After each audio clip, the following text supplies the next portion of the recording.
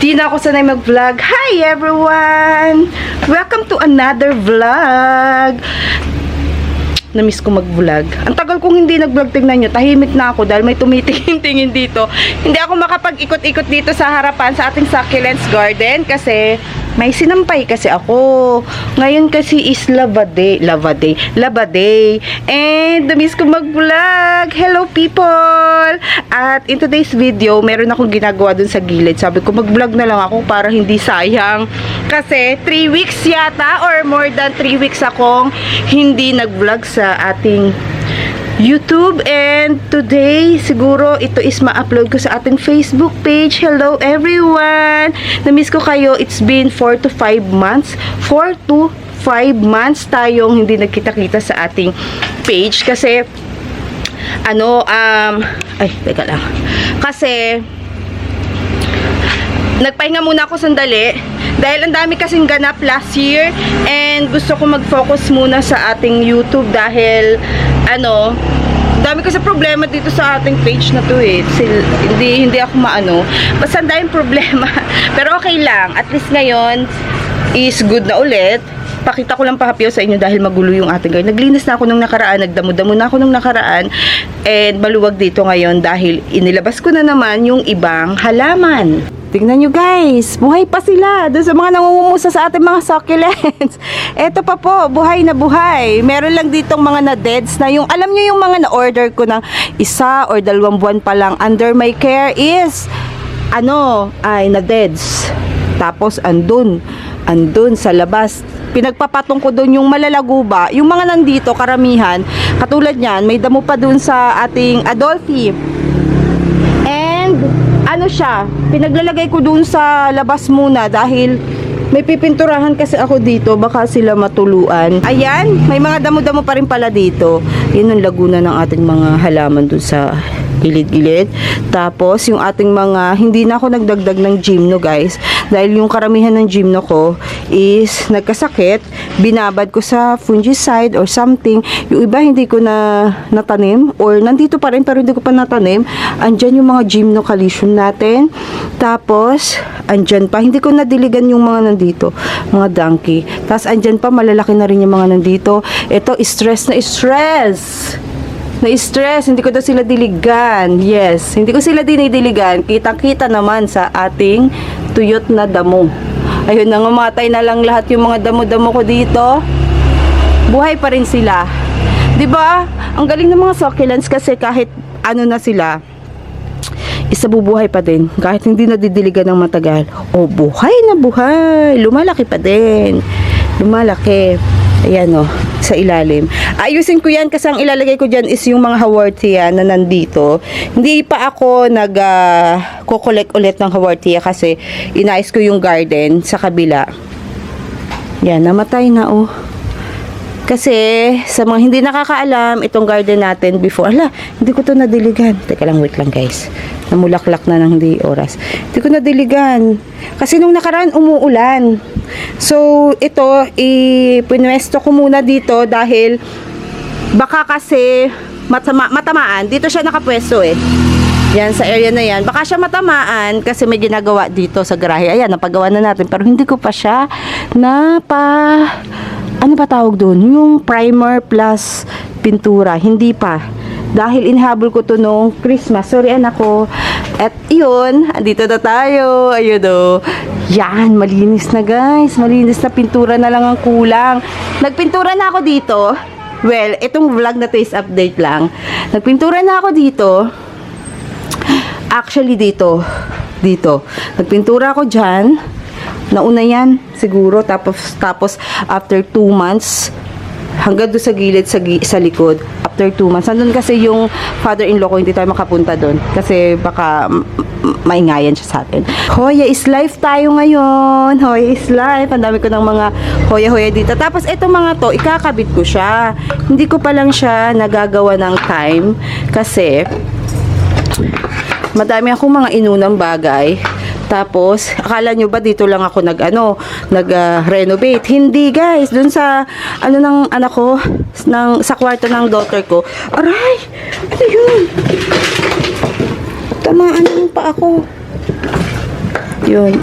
Nag-renovate. Hindi naman nag-renovate. Ay, parang gano'n na rin. Ang ginawa ko is, pinapalitan ko siya ng kisame dahil gusto niya is pure white na. Nagpintura rin ako, nag-repaint doon. Ito guys is makalat. Yes, makalat siya kasi ito yung hindi ko pa napagtuunan ng pansin dahil mga bagong order to, mga nagdadatingan pa unti-unti sa Temo. Kung nag-order kayo sa Temo, ayan, ingat-ingat lang ha. Anuhin nyo lang kasi may mga scam doon eh. Ito na-scam kami dito ng friend ko kasi akala namin acrylic trellis yung dumating kasi 10 pieces tapos ang mura. Saka lang namin nakita sa description na ganito pala. Tapos, na-scam din ako dahil ang in-order ko na trellis is acrylic trellis na 14 to 15 inches ang taas. Pero ito 18 inches. Ito magandang pagkaka-scam to. Kasi, ano siya, mahaba. Yan. Ayoko nga itong kuhanin kasi nga mahal. Mahal yung mahaba. So, ito yung dumating. Yan. Ang dami ko dito mga aneg-aneg, mga paso. Nandun pa sa likod, ang dami kong paso. Hindi yan yung kanyang lagayan. Nilagay ko lang dito kasi sayang yung araw. Dahil guys, dito pag tanghali, sobrang init ng araw. Actually, eto, yung dulo na yan, hindi ko pa yung napinturahan. Hinabol ko lang talaga to ng Christmas. Tapos may gagawin ako dito kasi nung ginagawa to, natipak. Ayan no. Lalagyan ko siya ng Sahara.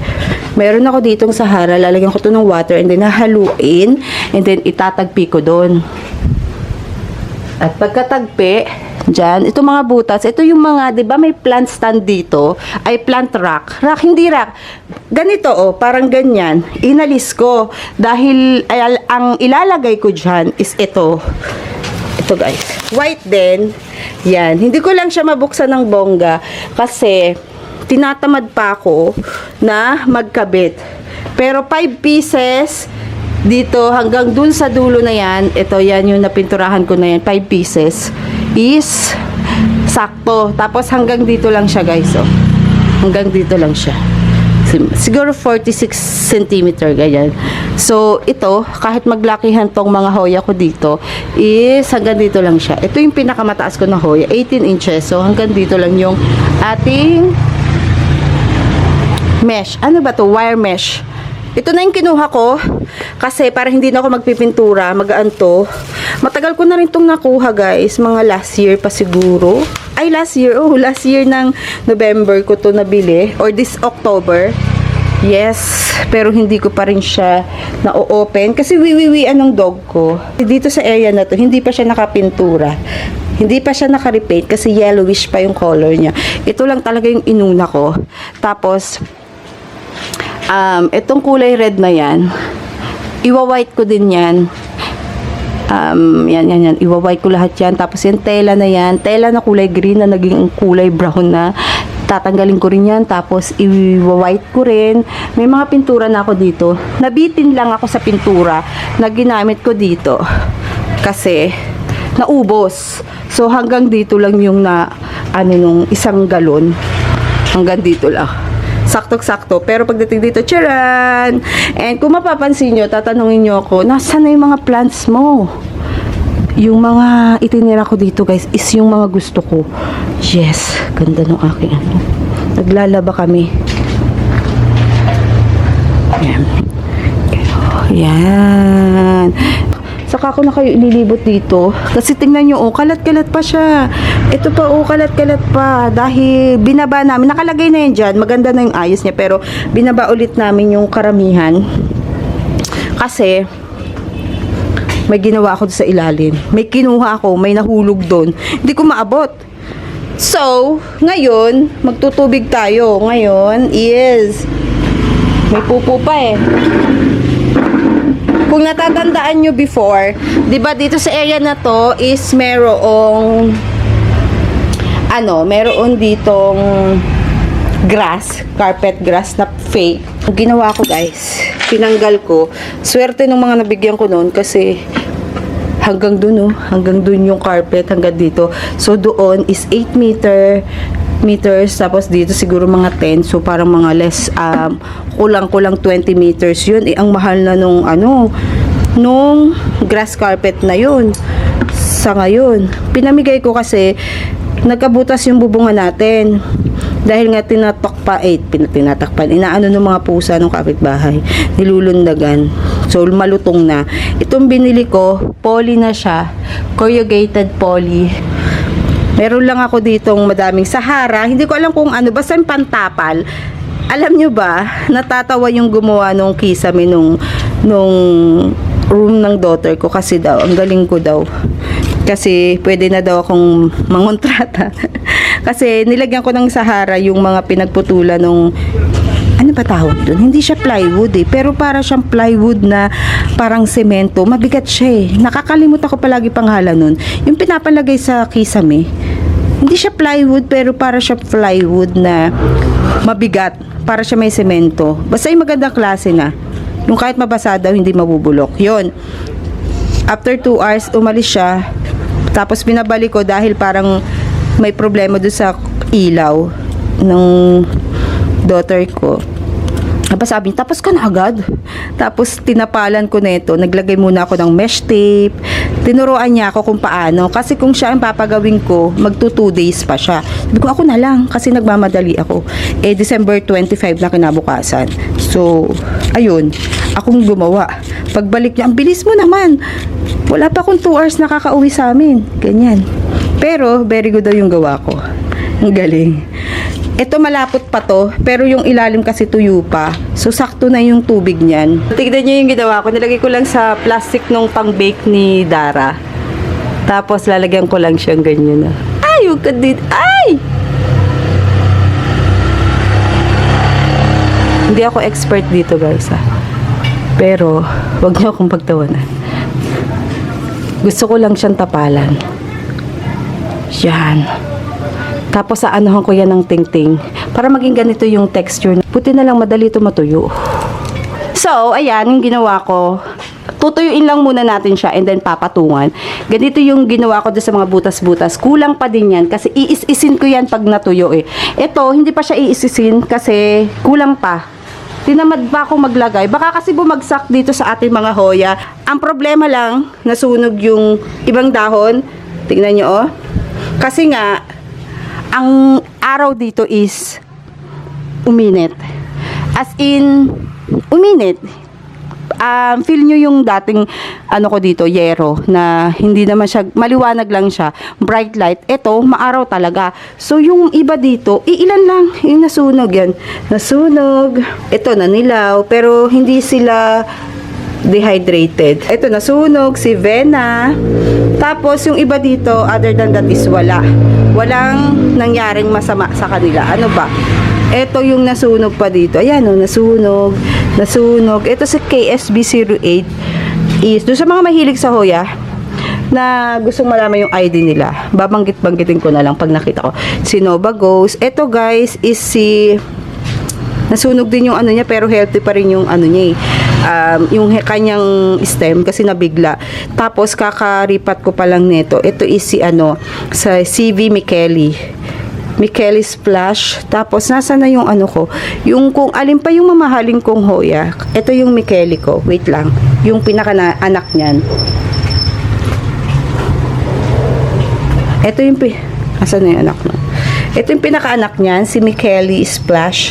Splash siya. Tapos, tawag dito, yung pinakamahal kong hoya na Argenti Princess, yun pa yung nabulok. Nasunog siya. Pero I think, bulok na to talaga. Ayan, 2 dahon. Ang ginawa ko, kinlose ko, baka sakaling tumubo. Pero, hindi na ako maasa. Ngayon lang ako nang hinayang. Hindi ako nang hinayang nung nabili ko. Pero ngayon ako nang hinayang nung namatay. Kasi 2-3 ko pala siya nabili, hindi 2-5. Meron pa akong isa dito nagtatago. Maliit lang. Nabili ko siya sa Pangasinan din. Pero hindi ko na muna pakita dahil baka ang tawag doon. Buyag, yung ganun. Ano ba yun? May evil eye. Dito. Kasi bago pa lang siyang nag-a-adjust sa araw Tingnan yung mga Bruno ko. Ang ganda. Ganda ng mga Bruno ko. Tapos, ito pa yung mga nabili ko doon sa isang friend ko. Ayan si Nova Ghost. Hindi ko alam na kayupi yung niya. Yung kanyang dahon. Nasunog din pala to. Nasunog din si Obabata Splash. Ayan Pero, karamihan sa kanila is Kailangan kasi ng Hoya maganda yung araw, tapos medyo malamig-lamig.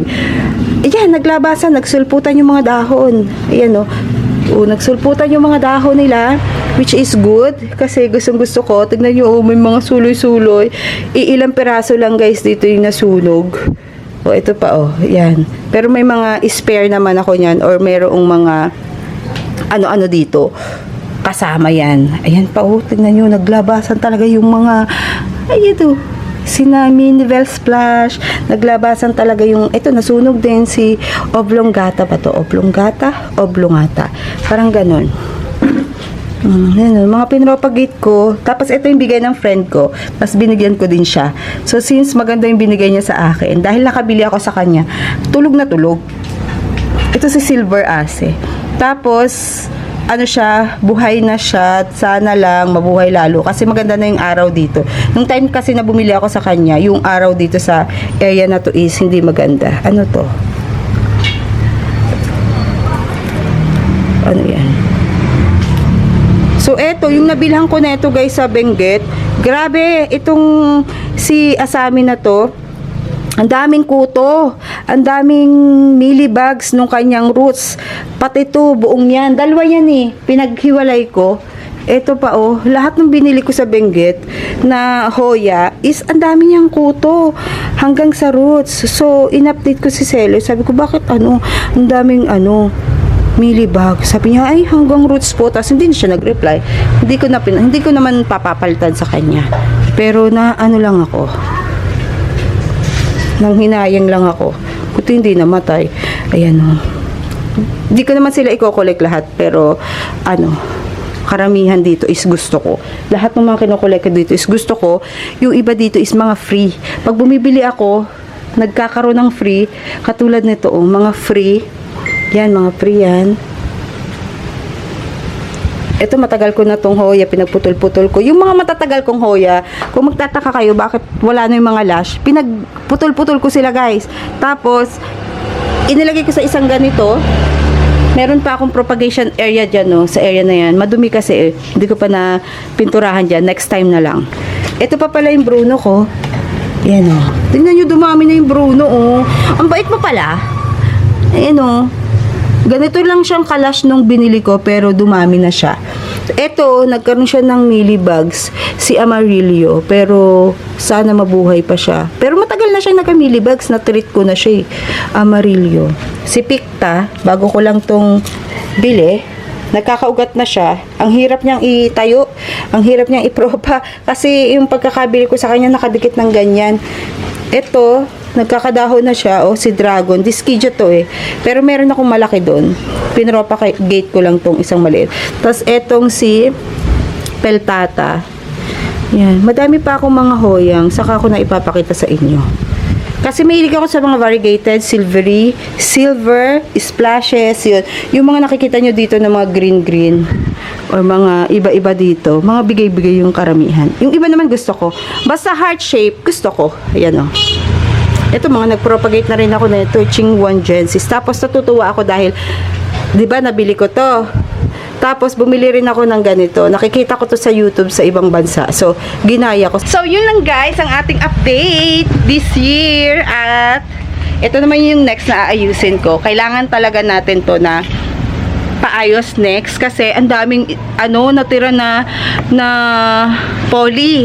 Ang dami niyang natira. May mahaba, kulang. Ito sobra dito ng 2 yata. Tapos dito sa kabilang garden ko sobra ng 3. So konti na lang yung bibilhin natin. And kesa kesa pamigay ko kasi may humihingi. Hindi ko pinamigay kasi sabi ko gagamitin ko pa dito. Ganun kasi yung ginagawa ko. Pag katapos ng gawain, nilalagay ko sa harapan, kinukuha nila yung mga bakal-bakal. Ayoko na mag-stock. Kasi kung mapapansin nyo doon sa garden ko doon sa labas, is wala nang gaanong malalaking plants. Pinamigay ko guys, wala akong choice kasi yung father-in-law ko is matanda na siya, 70 plus. So, iinit talagang ulo mo minsan dahil kinukot-kot niya yung plants ko, ginugupit, or winiwiwian, ganon. Wala kang magawa. So, ikaw na lang mag-adjust. Ikaw yung may, nakakaintindi, diba? So, pero mabait naman siya. Ang problema nga lang, yung mga plants ko, pinanggigigilan. Pero okay lang. Tapos pinagsabihan ko siya, galawin mo na lahat, wag lang ang plants ko at saka ang mga dogs ko. Kasi tumatapa yung mga dogs ko. Sinasaktan niya kasi. So ngayon, hindi niya na ginagalaw. Kasi first time ko siyang pinagsabihan na galawin mo na lahat, wag lang ang dogs ko at saka ang plants. So, mababait na yung yung mga nandun ko yung plants, hindi niya na ginagalaw. Pero dati siguro naaanuhan siya, naiirita siya. Every time din na may gumagawa dito, naiirita siya. So, gumagawa siya ng eksena. Pero mabait naman siya. Intindihin na lang natin kasi matanda na. Kailan mabubwisit ka talaga minsan eh. Pag ganun. Mabubwisit ka talaga eh. Yun. Yun lang ang ating video for today. Sa next video natin, naayusin ko na. Nag-update lang ako sa inyo ng mga nangyayari sa ating garden. Kasi madaming nagme-message, patay na ba yung aking mga succulents? No. Ayan pa. Tamad lang talaga ako mag-update. Pero this year is okay na. Okay na ako. So, na tayo. Magdedire-diretso na tayo ng vlog. And, hopefully na dumami pa ulit yung vlog natin this year. So, see you on our next video. Bye! And Happy New Year! Merry Christmas! Belated Merry Christmas and Happy New Year sa inyong lahat. Bye!